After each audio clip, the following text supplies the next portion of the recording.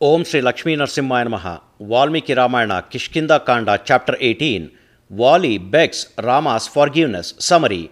Rama explains to dying Vali as to why he gave such a punishment. Rama categorically explains the entire question put by Vali in the last chapter from the viewpoint of scriptures that lay down principles for Sanaatana dharma, eternal tradition, as well as Rajadharma, king's duty. Vali finally concludes that there is someone superior to him and thus seeks refuge in Rama. Chapter 18 in detail. Thus, Vali, who is hit down by arrow and who is collapsing humbly, spoke exciting words that contained probity, meaningfulness, and expedience to Rama.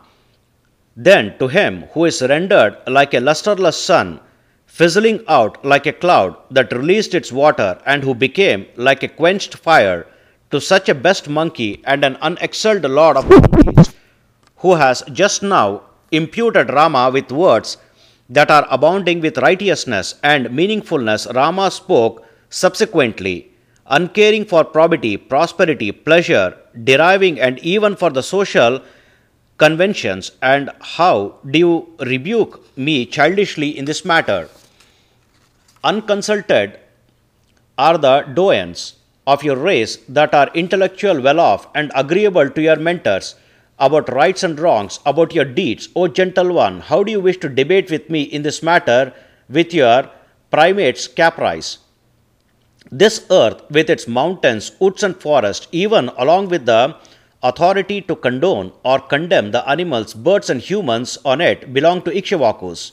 He who is virtue-souled, truth-abiding, plain-speaking, and the knower of the import of probity, pleasures, and prosperity, and the one who is concerned in controlling or condoning his subjects, that Bharata is the ruler of earth, in whom both scripturelessness and benignancy are there. Truthfulness is firmed up, and valor, as evinced by scriptures, is evident. And he who is the knower of time and place is the king, namely Bharata, holding his virtue as a decree, desiring to keep up the continuum of righteousness. We and some other kings are wayfaring this earth in its entirety, while that Bharata, the kingly tiger and patron of virtue, is ruling the earth in its entirety. Who is there to conduct himself in an unacceptable way to morality on it, abiding in our own preeminent righteousness, and even abiding by the order of Bharata? We punish him who deviated from the path of morality according to custom.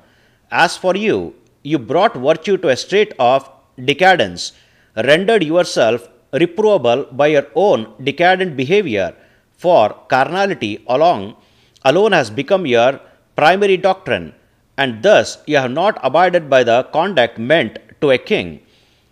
It is to be known by him who treads the way of righteousness that he has three fatherly personages, namely his own father, his elder brother, and the one who accords education to him, an younger brother, a son, and a disciple with good characteristic. These three are to be deemed as one's own sons, for such matters take base on rectitude alone. The probity practiced by principled people is very subtle and highly impordable, and the soul that abides in the hearts of all being alone can differentiate between just and unjust. Like a blind by birth, counseling with similarly blind, you being an oscillating on your counseling only with frantic-minded, vacillant monkeys, what can you really fathom about right and wrong? I will clarify about the words I have said, but I tell you that it is indeed inapt of you to disdain me just out of your outrage. Realize this reason by which I have eliminated you. You misbehaved with your brother's wife, forsaking the perpetual tradition. While the great souled Sugriva is still alive, you, with your habit of sinful acts, have lustily misbehaved with Sugriva's wife Rama, who should be counted as your daughter-in-law. Thereby, O Vanara, this punishment is imposed on you, for you dissolute sinning in abusing your brother's wife, thereby for your transgression of tradition and virtue.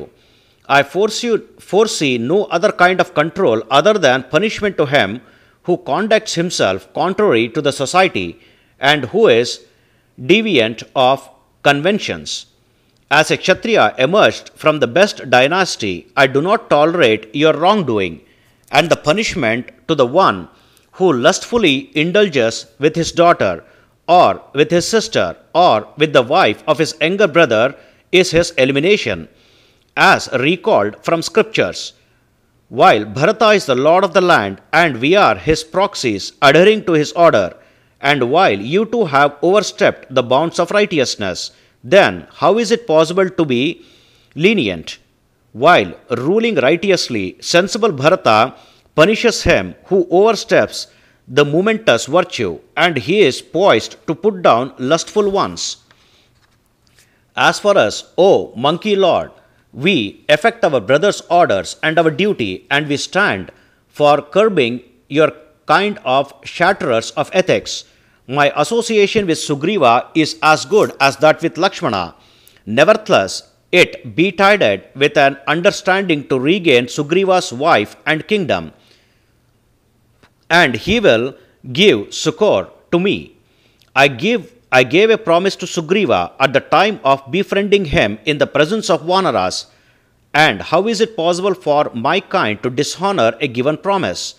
Thereby, you have to infer that a befitting punishment is given to you, owing to all these great reasons that abound with virtue and with supreme value.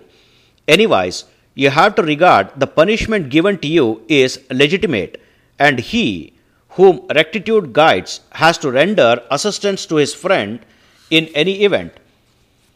Had you pursued rightness, you too would have done the same deed in imposing such a punishment.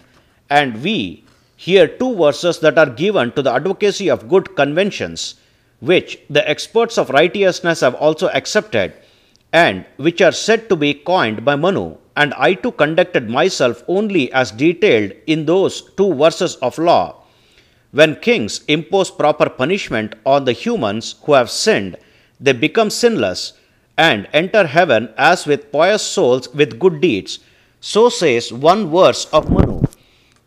Either by punishment or by clemency, a thief will be absolved from sin, but the king who does not impose proper punishment will derive the blot of that sin. So says the other verse of Manu. When a renouncer has committed sin like that of the one committed by you, my venerable ancestor Mandhata has given punishment which he desired. Such sin is acquired even by other kings who are unobservant in imposing proper punishment, and those kings had to make amends for it at appropriate time. By that propitiation they used to mitigate that filth of that sin. Thereby enough with your annoyance, O tigerly Vanara, as your elimination is devised righteously, and we too are not independent. O brave and best one among monkeys, further listen to another cause, and on listening the important cause you will not be infuriated. I have neither angst nor ire in this matter of my eliminating you, or you revealing me, O best monkey, but listen to the other point I wish to make clear. People will be capturing several animals either secretly or openly with snares, springs, and even with numerous contrivances. Meat-eating people will undeniably kill animals, either they are speedily sprinting or standing steadily, fully dismayed or undismayed, vigilant or unvigilant, and even if they are facing away, in that there is no sacrilege. In this world, even the kingly sages well versed in virtue will go on hunting, and hunting is no face-to-face game as such, O Vanara. Therefore, I felled you in a combat with my arrow because you are a tree branch animal, whether you are not combating with me or combating against me. Kings are the bounteous benefactors of the unobtainable righteousness and propitious lifestyles. O best Vanara, no doubt about it. They, the kings, are not to be harmed, also not to be reproved, not disparaged, and nothing displeasing is spoken to them, as they are the divinities conducting themselves in human form on the plane of earth. I am abiding by the ethicalness practiced by my father and forefathers, but you revile me without the knowledge of rightness, just by clinging to your rancor. Thus said Rama to dying Vali.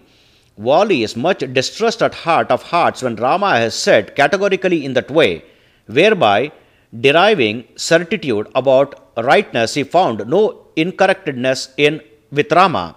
That Lord of Vanaras then replied Rama with adjoining palms, O best one among men, what all you have said is that way proper, undoubtedly. Indeed, an ignoble cannot disprove a nobleman, Raghava, and with regards to the undesirable in improper words I have unwittingly spoken earlier, in that matter too it will be truly unapt of you to make me blameworthy, as I spoke them in anguish and ignorance. You alone are the knower of recourses and the real nature, namely probity, prosperity, pleasure-seeking, and emancipation, dharma, artha, kama, moksha, and you take delight in the welfare of subjects, and your faultless intellect is clear in accomplishing ends by judging the causes and effects. O Rama, the knower of probity, I am the one who digressed from the rightness and a forerunner among such transgressors, such as I am, given absolution even to me with words abounding with rightness. Vali is thus saying to Rama. Vali, who like an elephant plumped in sloth, continued to say slowly, with tears fully impeding his throat, and with an agonized moan, on keenly observing Rama. Also, I neither worry for myself nor for Tara, not even for any relatives of mine, as I do for my son Angada, the best virtuous one with golden bicep. Right from his childhood, I fondly looked after Angada, and he will be dejected when he sees me no more, and he withers away like a lake with its water drained for a drink. He is boyish, juvenile, and the only dear son of mine, O Rama, as such, that great mighty son of Tara needs your protection. You have firm convictions about practicable and impracticable procedures, and you alone are the protector of the good and punisher of the bad. Hence, treat both Sugriva and Angada with equal compassion. O Lord of men, it will be apt of you to show the same kind of outlook towards Sugriva, O King, even towards Angada, which you have for Bharata and Lakshmana. The fault occurring from my fault of maltreating Sugriva may not light up upon the self-reproachful Tara, and it will be apt of you to see that Sugriva will not look down on her, treating her as the wife, his rival. When you indeed approve someone, he is capable enough to govern the kingdom, abiding himself under your control and following your heart. Why a kingdom? He can rule the earth. Why earth? He can even achieve the heaven itself. Though Tara dissuaded me, I met with my brother Sugriva in a duel, as though aspiring elimination at your hand. On saying thus to Rama, that Vanara Vali, the lord of monkeys, paused for a while. Rama consoled Vali with words that are agreeable to savants and that contain the essence and meaning of rightness, while Vali is with an invincible perspective of righteousness. By now, and Rama spoke to Vali this way, O fly jumper, you need not be remorseful about your wife, son, and others you leave behind, because we take care of them. Nor you should bother about us thinking that we have arbitrarily eliminated you, not necessarily bother about yourself for committing sins, as we took this decision according to rightness and considerateness in your respect. He who administers punishment to the punishable, and he who is punishable and gets punished, both of them will achieve the results of cause and effect, where punishment is the effect from the cause of wrongdoing, and they both thereby will not be condemned. Thereby, by virtue of punishment, you are completely divested of your blemish, and as contained in the scriptures on righteousness, you attained your true nature, that which is agreeable to rightness. Let distress, desire, and even dread that abide in your heart be discarded, O monkey. supreme, you cannot possibly transcend destiny. As Angada has always been conducting himself with you, thus he will conduct himself with Sugriva, and also even with me, without doubt. Thus Rama spoke to Vali. On hearing the agreeable and assertive words of that great souled Rama, who is the threader on the path of rightness and an absolute crusher of enemies in war, Vali, the Vanara, spoke these well disposed words to Rama. O Lord, O tremendously braving one, O Rama, the Lord of people, I blamed you when your arrows sweltered and rendered me imbecile. Thus I blamed you unthinkingly, for which I may please be pardoned. I appease you for the same. Thus, this is the 18th chapter in Kishkinda Kanda of Valmiki Ramayana, the first epic poem of India. Sri Moola Rama Vijayate. Om Sri Krishnarpanamastu.